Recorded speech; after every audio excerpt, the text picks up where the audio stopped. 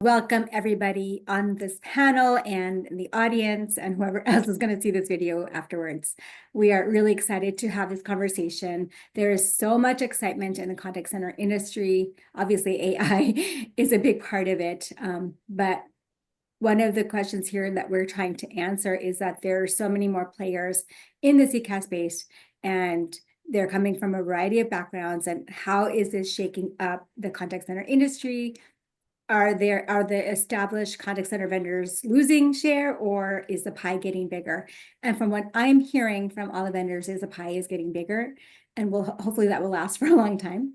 But I wanted to start with introductions. Everybody introduce yourselves. And Nancy, I'm going to start with Nancy because I'd like her to share kind of a set the stage for us in terms of what we're discussing. What is an established and what is traditional and all that. So I'll start with Nancy, and we'll go as I see you guys on my screen. And then, yeah, then we'll dive in. Okay, thanks, Alba. Well, I'm Nancy Jamieson, Senior Industry Director, been at Frost for 13 years. And the question was raised, what is a traditional CCaaS provider? And that was a question that Alba and I were bouncing around because we see this pie getting actually bigger. And what we consider traditional is the contact center players that started as call center players for decades. We're just trucking along, and then we saw UC and collaboration and all of that come about, and went for a number of years of how do we sell to that market, how do we blend that. Now we're seeing a great blending and a lot of adoption of UC collaboration tools into the contact center and vice versa.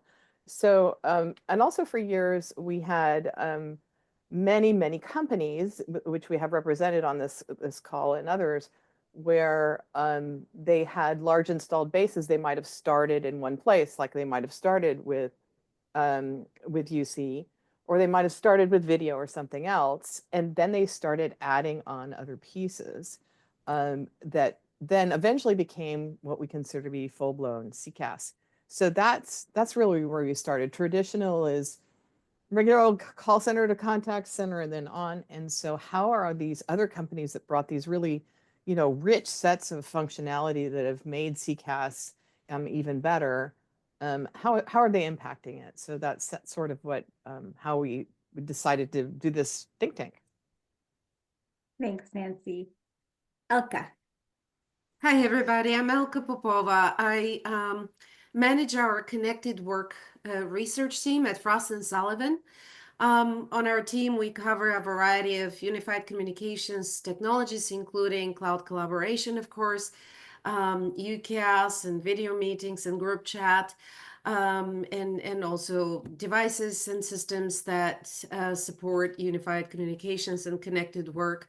I'm here to provide a perspective based on my UC experience and expertise, and perhaps that a non-traditional provider, a view on the customer experience space and contact center more specifically. Thanks. Kate. Hi, everybody. My name's Kate Hodgins. I lead our product marketing group at Nextiva. Nextiva is an organization that is really focused on providing a unified communications, collaborations, and experience management in the contact center and adjacent spaces. Looking forward to a really fun and engaging conversation with everybody. Thank you. Chris.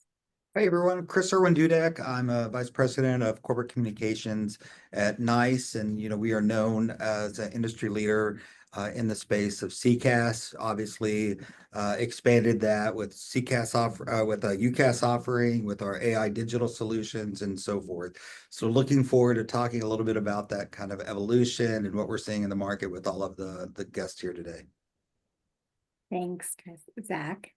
Good morning, everyone. First, I'd like to thank Frost & Sullivan for having me on in a conversation talking about traditional versus non-traditional, and we represent a certain element of that. But my name is Zach Taylor, and I'm part of the leadership team at Cisco's Contact Center Business Unit, or what we refer to as the CXBU. And that sort of leans into the whole discussion today, the customer experience business unit versus something that historically was a contact center BU. So thank you for having me. Thanks, Zach. And Srinidhi. Thank you, Alba. Hello, everyone. My name is Srinidhi Srinivasan, and I lead product and solutions marketing at Sprinklr. Now, Sprinklr is a unified customer experience management platform, right? What we know as CCaaS is traditionally started with a lot of on-premise telephony players, and here is Sprinklr that's completely digital first. So I'm here to talk about how our digital first DNA and how we approach CCaaS, and I'm here to listen to everyone as well. Thank you. Thank you. And I'm Alpa Shah, Frost & Sullivan. I manage the CX team, and my focus is on the customer side. So I run the survey and talk to our client council and talk to a lot of customers, and that's where I fit in. And I'll be asking the questions today, and let's start. So my first question for y'all is, each of your organizations started with a core set of products that originally helped establish you as a leader in part of the CX space, which, by the way, is, I think, the most awesome space. Sorry, Elka. Can you please talk a bit about your origin story? Why was your company founded, and what brought you early success that eventually led to CCaaS? I'm going to start backwards. I'll start with Srinidhi. Sure. I think Sprinklr started in 2009 with a very simple idea, right? Businesses need a better way to manage their presence across social media channels. Now, back then, if you look at social media was exploding, not just for individuals, but for brands too. So in managing interactions across platforms like Facebook and Twitter was fragmented and inefficient. So we began by helping really large enterprises publish, monitor, and analyze their social content at scale. But as digital touchpoints grew, email, chat, messaging apps, it became clear that customer engagement wasn't just about marketing, right? It extended into service and sales as well. So around 2020, we evolved into this larger category, which is unified customer experience management.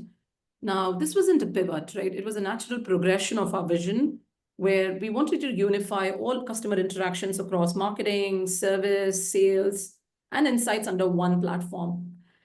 Now, one thing that we always talk about within Sprinklr is that we didn't pivot or transform, right? We've just gotten better at telling our story every year. Social media management was never the end game for Sprinklr, right? It was just the first step towards unifying customer experience across all channels. So that is just a short origin story, Alpa, of Sprinklr. Thank you. Then I'll go to Zach. Sure. We entered the market around 2000 at Cisco at a time where we developed what is called an advanced technology group at Cisco. And it was evidence in the market that there was a need for a set of new, fresh ideas regarding the world of customer contact. And it essentially focused around some of the things that Srinidhi said around digital at the time, and around the word eventually became omnichannel or multi-channel at the time, which is sometimes those words are replaceable with each other. We acquired a company at the time that became eventually our core platform for our large premises-based product set. And as I used to joke with my colleagues, we were sixth in the three-horse market at the time. Just through the heavy lifting and the channel partners we had over around 2015 or 16, we got arguably #1 share in North America or two elsewhere. So that traditional market kind of peaked at the time, and then CCaaS came. We entered the CCaaS market in 2019 as a traditional supplier who actually crossed the chasm. If you're familiar with Clayton Christensen's book about companies that don't cross the chasm and kind of, you end up hearing about them in the news, but for all the wrong reasons, we actually crossed the chasm in the CCaaS space. And what we are finding is that companies are essentially saying that service is not a place, although the contact center is a place. It's anywhere you egress into the enterprise. And because of that, we have a horizontal set of solutions that you can egress in the enterprise, both in, out, and across, which means that anybody can become part of it. And so I call that the experience enterprise. And having the underlying technologies associated with that and some of the large scale deployments on that, we essentially have really reached the fourth wave of our own existence, which is a customer experience kind of approach. And, I was just thinking, as we all talk, I'm wondering if we could each say each other's value propositions and we would all sound quite similar to each other, right? The question is, at the end of the day, how do we articulate that and how do we deploy that? But that's where we find ourselves today. And so, I was actually quite pleased when I was asked to be part of this because I didn't suspect I would be asked because of, our tradition. Nancy knows this as a traditional supplier, but in an very untraditional market right now. So. Yeah. And, I'm going to stop for a second because our research over the years, I ran those surveys and we thought for a while that everything was going to go to the cloud. And we even stopped looking at premise for a while, like, we're not even going to do this because eventually and then it didn't happen. And there are still companies that want premise. And so we're bringing premise back because there are different places for different companies. It's so fascinating. I never gave up on Prem. I just want to say that. You didn't. It is true. You did not. Chris. Hi, so NICE has been around now for over 30 years. We've got a long, steep history in analytics and workforce engagement. Approximately 8 years or so ago, we made a big pivot in the market and acquired InContact, which is a cloud CCaaS provider. You guys are talking about, is the pie getting larger? What's the perspective is, if we're looking at our total addressable market or strictly our revenues, we would definitely argue that the pie is getting larger. So fast forward, we're all talking AI and what that means. And we as a platform company, believe that fundamentally, you need to be able to understand and predict and act upon those interactions in whatever form they are, whether they're digital, whether they're voice. Voice is not dead by any means. No. But there's definitely an interjection of digital interactions in all sorts of forms, and we're seeing that. We many of billions of interactions just from the digital aspect in 2024. So I kind of look at it, when Nancy first approached me about this and thinking about traditional or non-traditional, I see it, really as these, Nancy, it's crazy that I know you're out on the West Coast, but I picture, these big surf waves of Hawaii, right? And you need to be able to move and you need to be able to anticipate. And one of the things I'm proud about NICE doing is I think we're able to predict the needs and where the market is going kind of ahead of time and get there.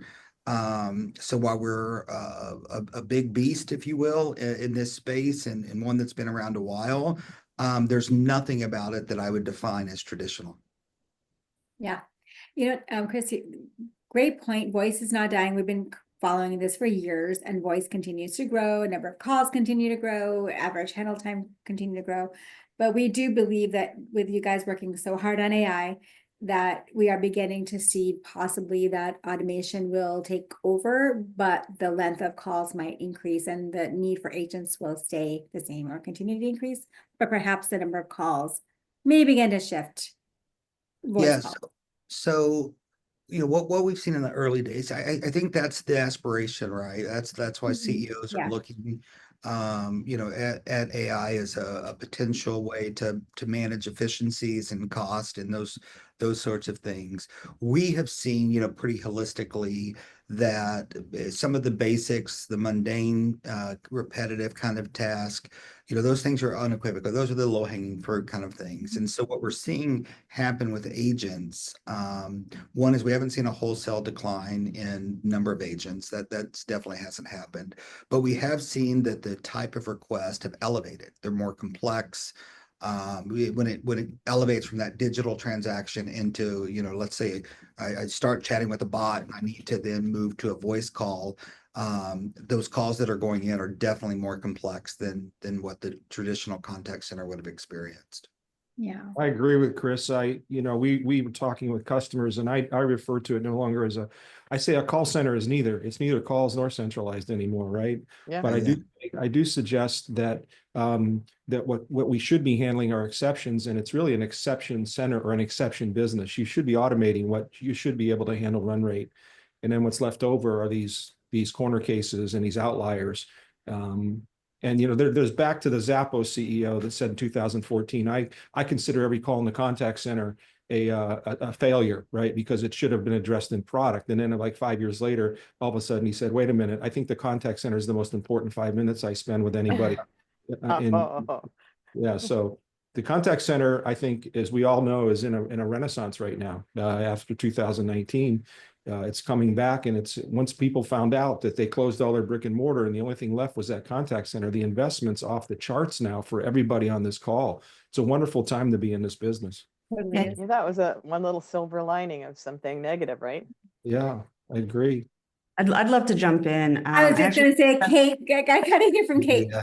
No, that's fine. I mean, yeah, I'm ready to jump in the conversation, but I will introduce Nextiva first, and then also add to the conversation at hand. Going back to where we started, started in 2006. Really with a clear vision to simplify communications. We started with kind of VoIP as a single product, but from the very beginning, our founders, our company leaders knew that it was more than just about phone calls. Again, we fully believe, being that voice is still a big part of what we do, that voice is not dead.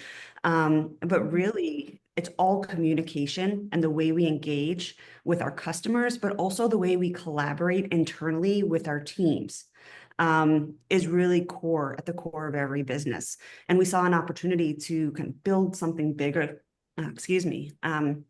So it was about that same time, around 2008, 2009, that we really started doing a lot of, R&D around AI, around orchestration, journey management, customer contact management, and really use that to put out patents and build that as the kind of the core principles of how we wanted to build our platform and enable our customers to really engage with their own customers in a meaningful way, and also to collaborate internally with their team members in a meaningful way. So it's really our view is that yes, you automate what you can automate, but it's really around the balance, like finding that right balance between automation and the human experience. We want to make sure that as you are thinking about your customer base, that your customers, that you have a profile of who your customer is, what their historical experience has been with your brand. When they're engaging, what is their sentiment? What is their intent? What are they trying to achieve, so that they can be engaged with in the right way? That's going to help them get to achieve their goals, whether that is through automation, intelligent automation, self-service, or for those more complex, more personal kind of engagements that might get routed to an agent. So I think that really, as we're kind of dovetailed into the conversation and kind of that we were just engaging in, but I think it's really around shifting the perception of call center to contact center to really being about customer care and caring for your customers in the way that works for them, with the goals in mind that they're trying to achieve, while also trying to kind of do what you need to do as a business owner to care for the health of your business. So I want to interject something, because Zach had said that he felt like this was the fourth evolution, the contact center. But Nextiva, you started off with some contact center functionality and then acquired Threo, which I there was a few companies in which I considered to be like third generation, built from the ground up to get rid of all the stuff that we were burdened with as we evolved. And so I was wondering if you'd talk a second about that, and then we'll move into that kind of conversation as to how we expanded this, how are we evolving? Yeah, so we really did. We acquired two companies. So as we were moving from more of the core voice communications into kind of a fully unified platform, we saw a couple needs. One was around digital experience. So we did acquire a company called S360, and that was really geared toward social and digital engagements. And then as we wanted to expand more into the contact center, we did acquire Threo. And Threo brought with it a really interesting opportunity for us as really coming in from a fully unified platform. So now our customer experience and contact center solutions is built on the 3.0 architecture and platform. And it's a fully open API platform. And what that does is it allows us to build and craft the contact center or service experience built for the customer versus forcing a customer to kind of retrofit their service experience into kind of a pre-built experience. So rather than being kind of built for one and expanding to many, we're actually enable organizations to build the experiences based on their business goals, their outcomes, their channels, their needs. So it's been a really, it's been transformational for us and for our customers that we're working with.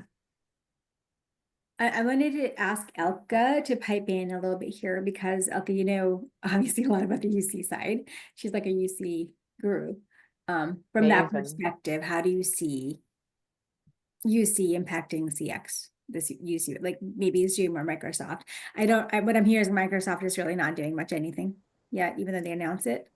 Zoom has some stuff going on. I mean, we don't tend to see them a lot in customer deployments, but certainly Microsoft will eventually become a power to reckon with in any space in which they choose to invest sufficiently their resources. The way I look at the space, I would say that with the shift to cloud communications, and I agree completely that we have a lot of customers that still want their communications and customer contact management on the premises, but with the shift to cloud, the industry as a whole has opened up these opportunities to leverage cloud platforms for a variety of different services. So everybody today is looking to build a platform that supports unified communications or employee experience capabilities, as well as contact center and other customer experience management capabilities, and of course has the APIs to integrate these experiences with systems of record and any third-party applications and services. So this kind of platform trend, or the platform itself, is becoming the foundation of our industry's evolution. And now it's completely converged in the sense that anybody that has the platform can potentially deliver a variety of different services. I will take a step back, though, to emphasize that there are a lot of organizations that still look for standalone solutions and best of breed contact center or best of breed unified communications. So I think going forward, market participants are going to need to align their portfolios with the customer segment they're targeting, right? I think if we look at traditional and non-traditional providers, perhaps the traditional providers are in many instances best of breed. They have the richest functionality or perhaps the broadest portfolio within their space. And with that in mind, maybe best positioned for the customers looking for best of breed solutions. Yeah. I think the unified communications providers coming from a different angle, on one hand, don't have that baggage. On the other hand, they're also perhaps lacking some of the richer functionalities. However, what they can benefit from is the pull-through from their telephony implementations, video implementations, and so on, and tap into their existing customer bases.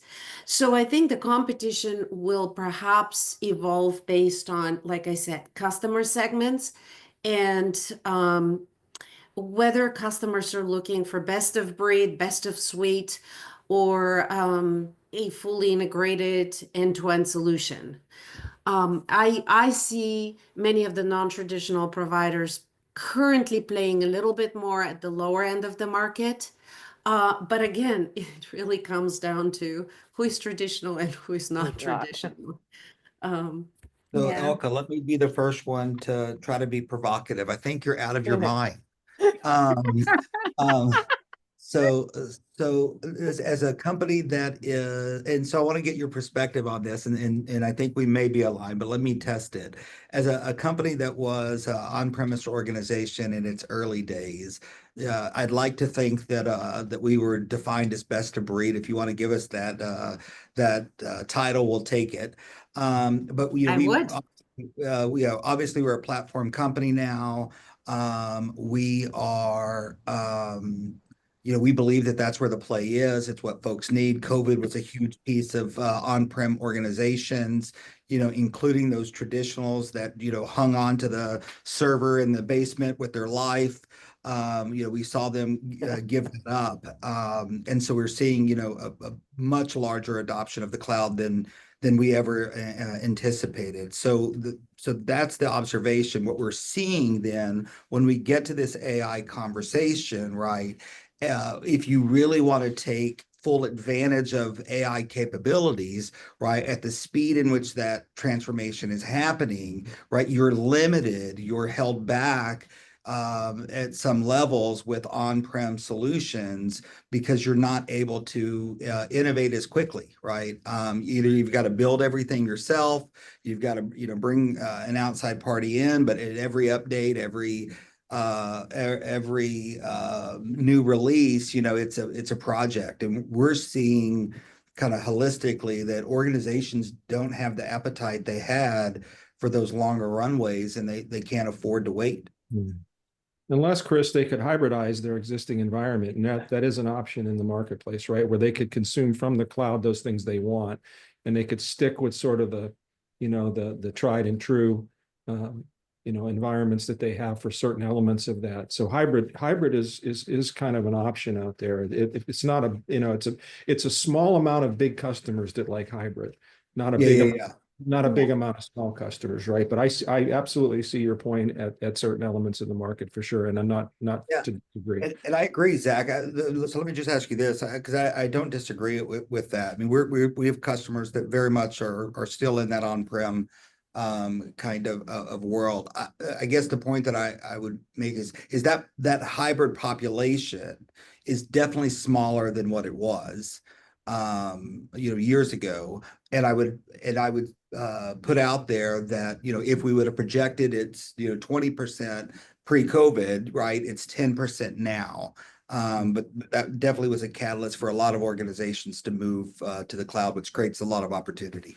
I think the argument, the case being made here as well for the open platform approach, right? Because organizations, depending on where they are in their, to the cloud journey or their preferences, if they require, even specifically some industries may require on-premise type installations. Yeah. The value there is being able to have the flexibility to work with customers and work with businesses based on their specific requirements. So having an ecosystem and a solution that allows the flexibility to be fully cloud, to support those hybrid, or to interact and integrate with with on-prem services in the way the businesses need, to allow them that flexibility, to allow them the continuous innovation that they need to stay competitive in the market. Because really, regardless of what industry we're in, most customers aren't looking at the experience others in the industry are giving. They're looking at the consumer grade experiences that we're getting across the board from, name your favorite customer experience brand. And you're measuring every experience to that. So, the value there is being able, again, to give customers that flexibility and to meet them where they are, and then partner with them and guide them to, get to their end goal, whether that is fully cloud or, helping to drive AI innovation in a meaningful way, whatever their goal is, you want to be able to support that. Yeah, The I only wanted to thing I just, missed, sorry, Alpa, is yeah. where did we disagree, Chris? Because I think you pretty much restated what I said. I caveated that with, I think we're gonna get there. You're both out of your minds, right? I want to, I think we're getting lost in translation with the terminology, you know, about the traditional and non-traditional, and that's why we had the appearance of disagreeing while we Yeah, were fully exactly. agreeing on Absolutely everything. agree. Oh my goodness, if only the world would see the things that way, right? So what I was gonna say is, so kind of on the same realm, so I'm kind of shifting a little bit from my questions to you, but integration, right? When I talk to customers, they do prefer end-to-end because, and even then, sometimes it's hard integration. And I hear from a lot of vendors how the strong point is integration. And so there seems to be a little bit of a big gap between what customers are finding as they integrate and what you guys provide. And so that's part of my question. And maybe that goes into the next one is, how has all this affected your existing partnerships? How are you navigating competing with partners as you look at integration, you know? Yeah, that's Another only gotten worse. We used to call it Yeah. co-opetition years ago, right? But Yeah, and this is Nancy asking, you know, feel free to give solid examples or name partners if you like, but you know what I'm saying, like with the integration and partnerships, how does that all fit? And I'm gonna let you guys jump in as you wish. Sure, I can. Maybe I'm sure I was cheating because she didn't get a chance to talk for a while. Sure. I think our expansion into CCaaS has actually strengthened many of our existing partnerships, right? It's opened up new opportunities for collaboration, even with competition in some cases, right? We have system integrators like Accenture and Deloitte, where we've expanded from marketing transformation projects into customer service transformation projects, right? Even using our unified CXM platform, because we started with a social and digital, and then we moved into voice, right? And I think, Elka, you spoke about CRMs and CDPs, right? We complement with a lot of CRMs and CDPs. CRMs are like the systems of record, and CDPs are where all the behavioral data sits. So when you integrate your CRM, CDP with someone like Sprinkler, which is a wealth of real-time unstructured customer data that is available on social digital channels, which is what we call as customer experience management, it gives you a complete comprehensive understanding of customers, right? So here, I think we collaborate with the broader ecosystem, and we deliver a unified view of the customer for enterprises, right? This is a lot of unstructured, unsolicited data along with your CRM and CDPs combined, and it's an extremely powerful thing, and we see this happening. We see this working extremely well, right? And what we've also seen is we've also started working with a lot of BPOs, like say Teleperformance uses Sprinkler for workflow automation, but they continue to use their own workforce management tools, right? So I think from a collaboration and partnership perspective, we feel like our expansion into CCaaS has actually strengthened a lot of our existing partnerships. Interesting, so interesting. Yeah, I would say for us, you know, in 2024, our partner revenues, you know, our partner level revenues were north of 60%, right? So call it what you want, competition, you know, the recognition that partners play an integral role in our success is very much recognized, and something that we will continue, whether it is the Deloittes of the world, whether it's our TSIs, the GSIs, all of those, you know, together play a different role. It's something that, you know, over the last 2 decades, quite frankly, hasn't changed. It's always been a similar kind of issue, and it's really a kind of for me about the business strategy and how fast you can move and what opportunity you can create. You know, for us as a platform organization, you know, we do believe fundamentally that, you know, you need all of the interactions, and you know, there are ways to leverage partners to help exploit some of that, but fundamentally, partners will be here forever, and those that understand how to work with them are probably best set up for success. Mhm. I might speak to partners in a slightly different way because our go-to-market is 99.8% partner-centric. So unless the customer demands a direct Cisco relationship, we go through partners. And it's really been very, it's been really good to see these companies transform from, break fix and turning up servers and things to really getting into much more deep engagement levels. These are companies like Presidio and C1 and Trace3, et cetera, that are really have come a long way, and they're just terrific to work with. So now on the other side of the partner, much to my colleague speaking here, it's interesting. There's partners, there's OEMs, there's ISVs, there's all kinds of moving parts going on, and I think it's just situation dependent. If you go in, some days it's like the old Looney Tunes where the gentleman and the sheepdog, go into the field and they beat each other up all day, and at the end of the day they shake hands on the way out. I mean, there's times where we're in the lobby with partners and we're going in together, and sometimes they're coming out on the other side, with people we compete with, and that's just the way the world is. What really drives this is what solution are you providing, and what's the business value, and who at the end of the day puts the best compelling value proposition in front of the customer, and that's what wins, and that's what should win. Yeah, just Yeah. curious. I mean, I'm legitimately curious. If we said limit that to CCaaS, that answer to CCaaS, would it be the same for you? For me, Chris? Yeah. Um, Is the cooperation, if you will, is it greater in the broader Cisco, or is it more narrow in CCaaS? I would call it even-handed throughout. I mean, the big Cisco itself, the very large Cisco is extremely partner-centric. I mean, you go to Cisco Lives and it's not, the floor is just loaded with people that want to do business with us. Yeah. I don't see any disparate nature between, the big Cisco and the part that I represent. I mean, that is what I noticed when at the Cisco event in November.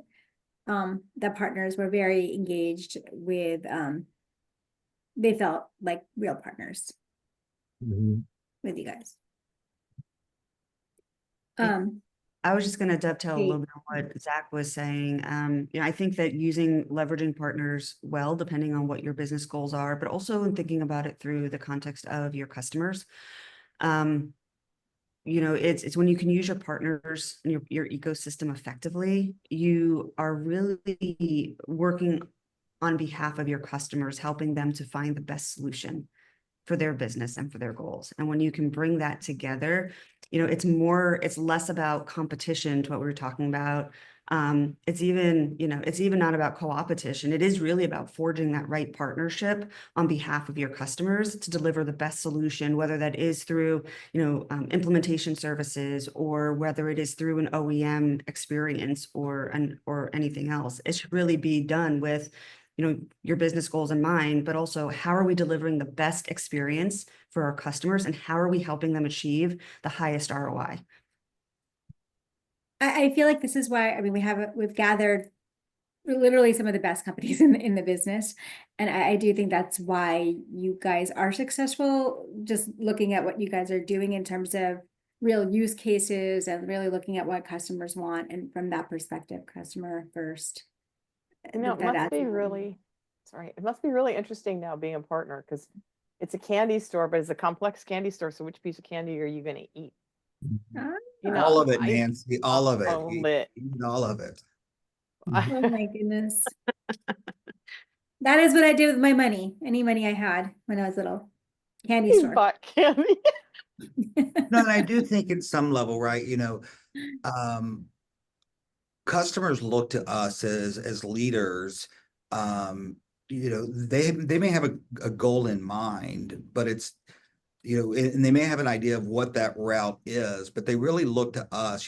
There may be a situation where they want to work directly with an organization, but if we step back and partner with someone that we maybe a cooperation with, that maybe they can speed the process, or maybe they can add some additional value, right? So it's understanding, I think, to what Kate's mentioned a couple times, understanding that outcome that the customer desires, and it's really knowing which lever to pull and when on behalf of the customer, even when they may not know that that's what they need in order to truly be successful. I think This is a fantastic segue into the next question, because it is about, we have to talk about AI and the complexities and the confusion in the marketplace as to what they need to do. And I think, Chris, you're right, that they need help along the way. They need to figure out what to do next. I think one of the issues that we found is that customers are having a hard time prioritizing their budgets, and often just not getting the money they need within the contact center environment. And at the same time, our last survey showed that brand loyalty was the #1 goal for leaders at companies. And so that relationship between the contact center and brand loyalty, I think it helps contact centers actually have a seat at the table, is what I'm saying. And so I wonder if you guys are seeing more of that. And with all the work that's going on with AI, how has AI affected and accelerated your place in the CCaaS ecosystem? Yeah, that's the one I'm interested in. What your Well, I opinion think is. everybody on this call would agree that AI, ground zero for AI is customer service. It's really where it's happening. Yes, there's a lot of productivity tools. I mean, I can do some very interesting things on my desktop here that make things faster, easier, and better. But they're in the background, and they help, measuring the productivity of that is one thing versus another. But when you can delight a customer, I call this the both and era of contact center or engagement, because you can both reduce cost and improve service for the first time ever. Historically, every new invention, CTI, reduce cost, possibly. It didn't necessarily improve service. IVRs didn't do that, and everything attacks the human capital stack because of the high cost of humans in contact center. This is why it's the golden age of contact center. AI is the first technology I've seen in many, many years that does both. It's a both and rather than an either or. And I think everybody on this panel has wonderful AI capabilities that can do that. And that's why we all have case studies and customers that are raising their hand and saying, this is what it's starting to do for me. Yeah. I would have said, I don't think Alpa increasing or maintaining brand loyalty is enough any longer, right? Organizations want to be able to see the real benefits of AI before they're going to put budget dollars behind it. And we've seen recently in a couple of examples where we're seeing for the first time really seeing the reduction of the cost that AI is providing, while also growing the overall revenue for our business, right? So we save 10 million here, and NICE increases its revenue by 2. Right. And that's a real pivotal moment, for vendors and customers. We just launched on our nice.com site an AI calculator where folks can go in based on region, based on number of interactions, call volumes, all of these various components, where they can go in and put in the information for their organization and begin to see, what the tangible benefits are. And we've taken a conservative estimate with that and even reduced the estimates by 75%. And the numbers for organizations are really staggering. And until, experience centers, contact centers, customer service centers, however you want to frame those, until they can demonstrate the actual real dollars, it's going to be the same hard sell that it's always been when you're making a pitch for IT dollars. I think that there's a couple of points to this conversation, though. That is, one, when we think about what you mentioned earlier, I just wrote it down: budget and brand loyalty, right? Brand loyalty. I think how do organizations, how are they defining that? Is that are they just coming back and continuing, or are they upselling, expanding? So that's one thing that we really have to think about. What does brand loyalty mean within the context of the business? Second, budget. The reason budget is often so hard to get is because it has traditionally been hard to measure the impact of CX efforts, one, and then do they align across the business? If you go to 3 different departments, how they define CX or what they call CX initiatives, they're not always speaking the same language. So how do you quantify that? And how do you measure, like, what are you measuring? And that has historically been hard for businesses to do in a meaningful way that they can directly tie to their CX programs. That's changing, right? And I think that with the types of technology that we have now, our ability to use more advanced analytics to kind of marry all of these programs together gives us much more visibility into the direct impact of our CX programs, whether you can predict churn, whether you can think about, identify which segments are most likely to churn, and then proactively engage that audience to deliver, a highly personalized, relevant experience. These are all new technologies that, are using AI or using advanced analytics to support. With the conversation around AI, it's interesting. I've been working in AI since 2001. And before we even really were talking about It the is cloud, not new. That's the thing. it is not It's new, not. but we've seen over the last couple of years, there's just been tremendous acceleration of innovation. But AI in and of itself is not the end goal. AI is a means to an Thank you end. for saying that. And how we support and work with our customers and how businesses can think about it is, what are you trying to achieve? What is your end goal? What are your use cases? And is AI the right tool for that? Am I going to see, is the investment in the AI that I have to do the right tool, or can it be done with automation, or can it be done with some other means? So, our approach is, yes, AI is a phenomenal, it's a tool, it's a means to an end. So we partner with our customers to think about, okay, what are your end goals? How can we help you build the right program? How can we help you instrument the right tools at the right place to support your customers, to support your agents, to support your leaders? And I think that's really an important part of the conversation that gets overshadowed by the magic of AI. 100%. I agree with you. And this is where this is my one suggestion at all times, is it's not about AI, it's about the AI as a tool to deliver. And I think that's the value, is what do customers need? And it does have to be customized now, right? It has to be, every company is so unique in terms of their culture or their customers, or so many levels, right? And it's a hard job what you guys are doing. But analytics is here to help, right? And AI helps get you to have your story. One way to think about this Just is, to add to that, sorry. oh, go ahead, Srinidhi. Sorry, I think what we're seeing in the market is when you look at customers today, right?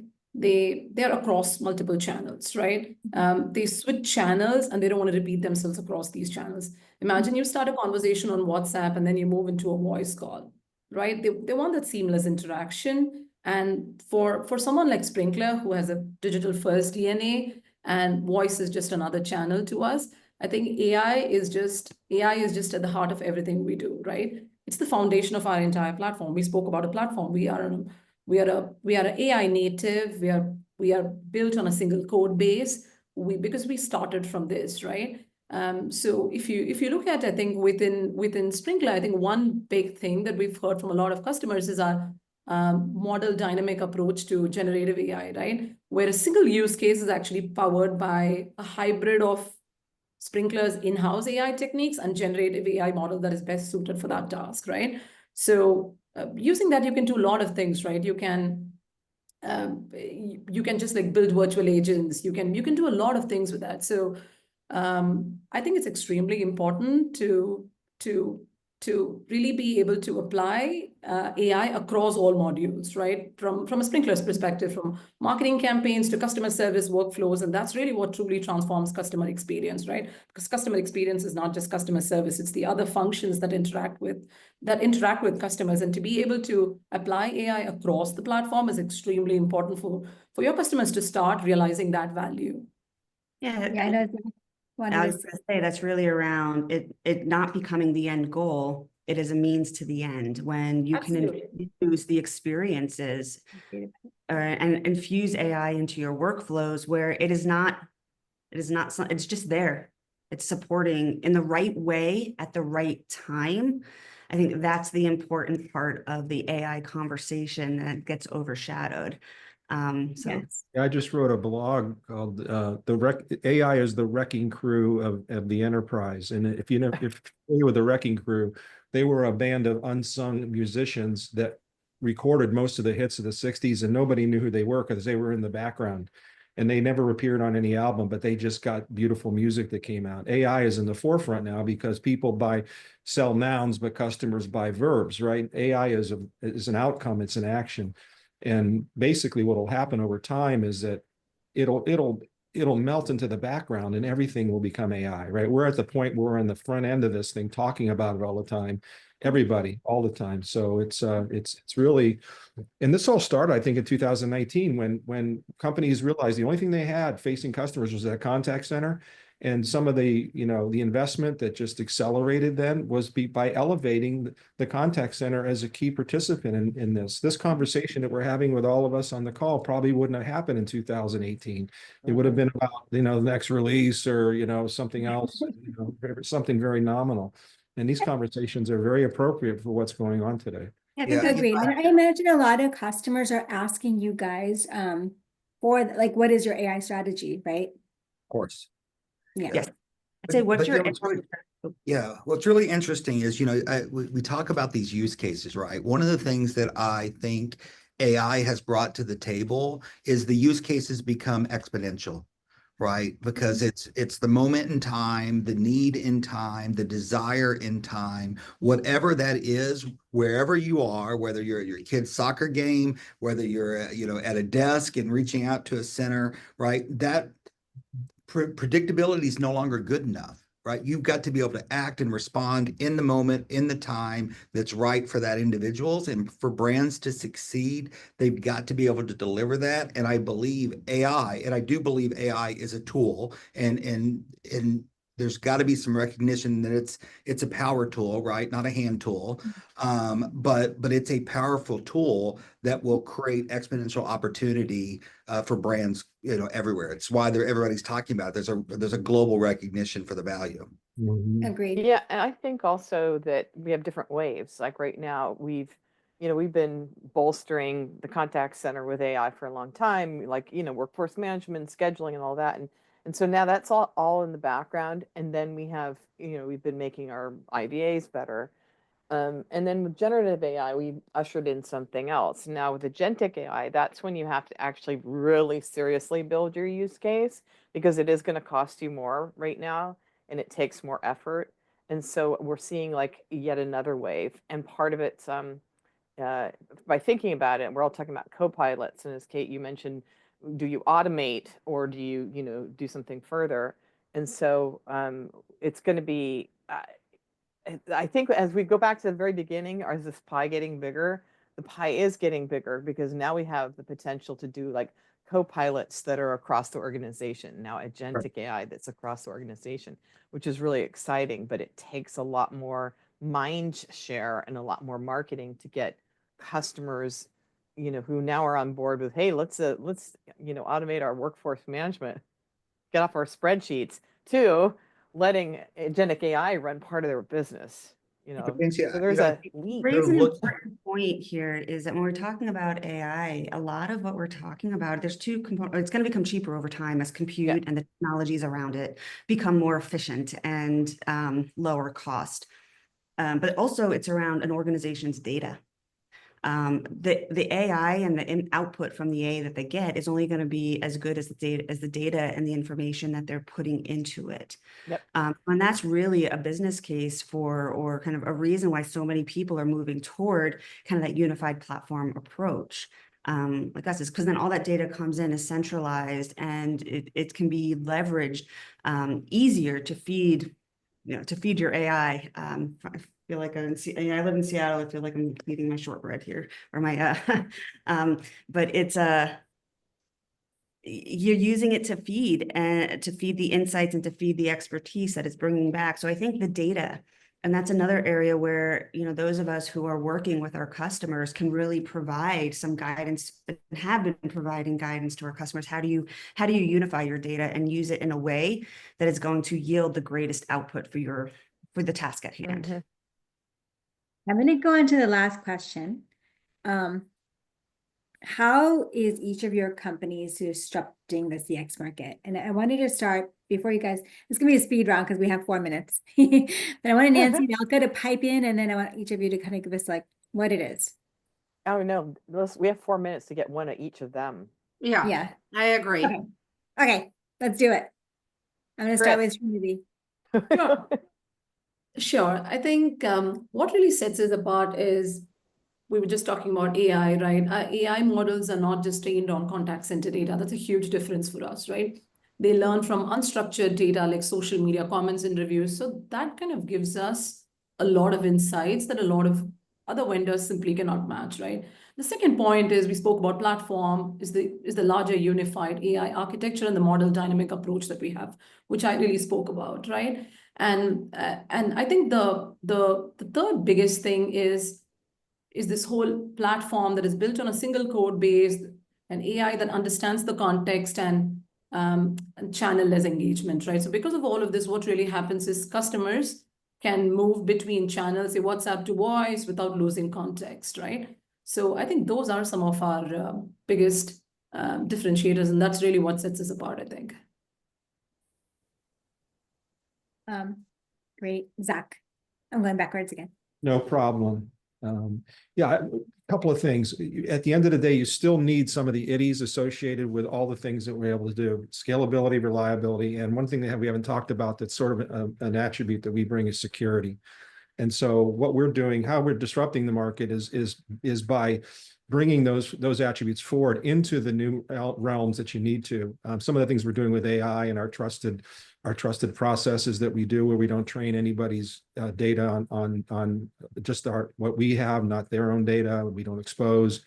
Some of the things we're doing there is bringing some of those abilities to execute to the newer functions associated in the marketplace. And I think those are evidence in some of the recent announcement we've made with AI Agent, AI Assistant, which we can invest with over $1 billion of doing that. So we disrupt by investing, and we disrupt by investing to the needs of our customers, and we work backwards from them towards the product itself. And that sounds antithetical to what Cisco does, but it truly is the way we do things in the CXBU here. Thanks, Zach. Chris. So we're foundationally, almost half of our employee staff are solely working on R&D. We like to sit at the front of it. Sometimes it's at the front of our skis, if you will, but that's a very comfortable place for us. We recently announced CX1 Empower, which is really around automating every service workflow. From our agent perspective, we're looking to maximize that agent performance and get every bit of performance that we can. And then we believe fundamentally that the knowledge component is critical. We've got to centralize that data and that knowledge if you're going to build these models that are reliable and trainable for organizations. We take a slightly different approach. We have a number of our customers that buy in, if you will, not from a financial perspective, but from a thought perspective. And we anonymize that data. And so, our models are built on literally billions of interactions to ensure that the best possible outcome is there, right? The data model for AI is only as good as the data in, garbage out, quality in, quality out. And so we believe that there's the only direction to get there is through the platform. There, you can take an on-premise approach, but it's a slower approach. And if you want to disrupt, a platform is the way to do that. Thanks, Chris. Kate. Yeah, I'd say when we think about the way we think about it is in a couple of ways. The first is that platform approach. So it is having that unified, centralized system of record for every customer interaction and making sure that you're able to understand the needs, the preferences, the intent, and then adapt using AI and other resources to adapt that. And you can't do that without a good data foundation. That's just, Second is, we have an AI center of excellence, and that we talk, and in that is making sure that it is around, we are focusing on data security, privacy, and ethics. And we're thinking about, are we we don't train on customer data.